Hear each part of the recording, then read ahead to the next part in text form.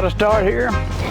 Well, I got laid off, and they were building the Cornerstone church up here at that time. We was building a new church. That's where I went to church. That's where I met my wife at.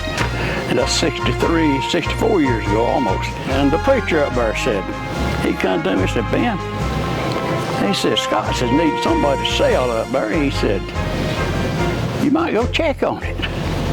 I said, well, I ain't never swapped nickels or to come out of heads, you know. I said, I come up here. See, Mr. Scott went there, you know, and don't pay no attention to that network. And he told me that we needed somebody, you know, and what his reference to me, he said, you look like somebody that likes to clean themselves up good, you know. And of course, I'd bought for years here myself, you know, for my house when I got married. And he said, we'll try you. And I'd scheduled my vacation for my family going to the mountains. He said, you go ahead and take your vacation with your family. When you come back. And if we like you and you like us, he said, you work as long as you want to. It's going on 32 years.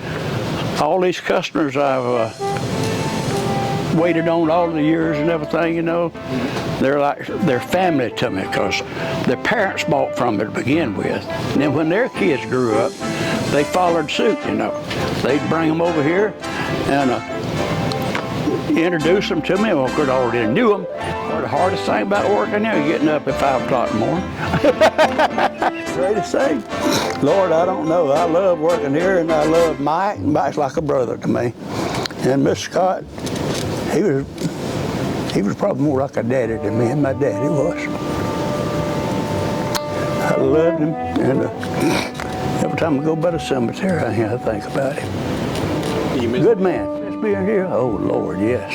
You can see him tears, didn't you? I just hope and pray. I believe in prayer, son, top of feet.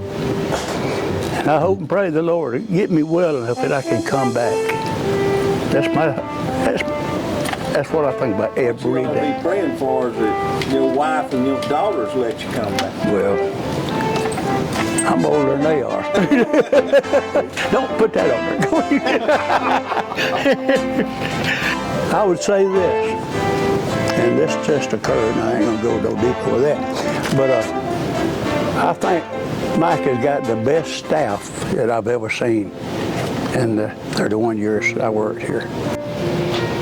Well, what I did tell people a lot of times, I still tell people when I see them, the most important thing in your life is to have your heart right with the Lord, and you'll be all right.